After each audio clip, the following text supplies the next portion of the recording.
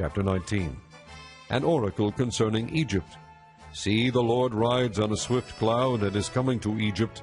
The idols of Egypt tremble before him, and the hearts of the Egyptians melt within them. I will stir up Egyptian against Egyptian, brother will fight against brother, neighbor against neighbor, city against city, kingdom against kingdom. The Egyptians will lose heart, and I will bring their plans to nothing.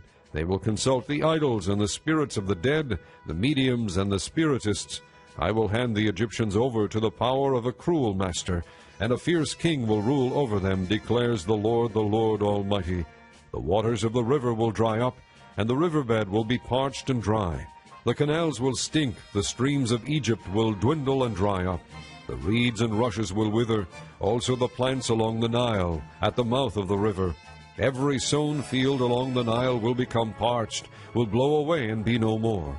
The fishermen will groan and lament, all who cast hooks into the Nile. Those who throw nets on the water will pine away.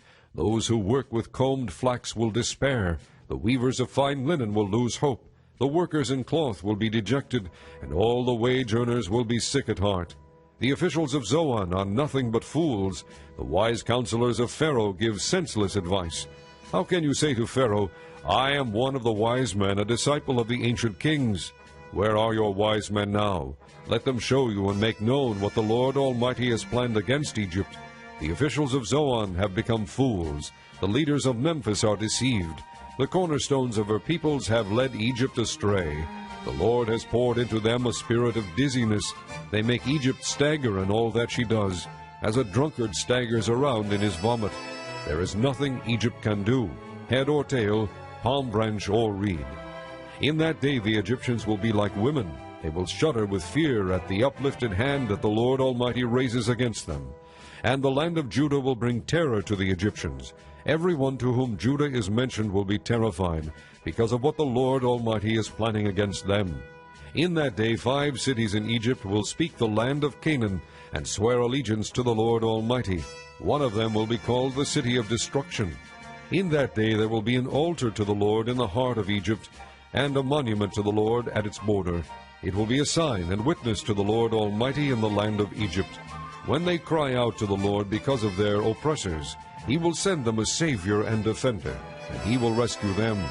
So the Lord will make himself known to the Egyptians, and in that day they will acknowledge the Lord. They will worship with sacrifices and grain offerings. They will make vows to the Lord and keep them. The Lord will strike Egypt with a plague. He will strike them and heal them. They will turn to the Lord, and he will respond to their pleas and heal them. In that day there will be a highway from Egypt to Assyria. The Assyrians will go to Egypt, and the Egyptians to Assyria.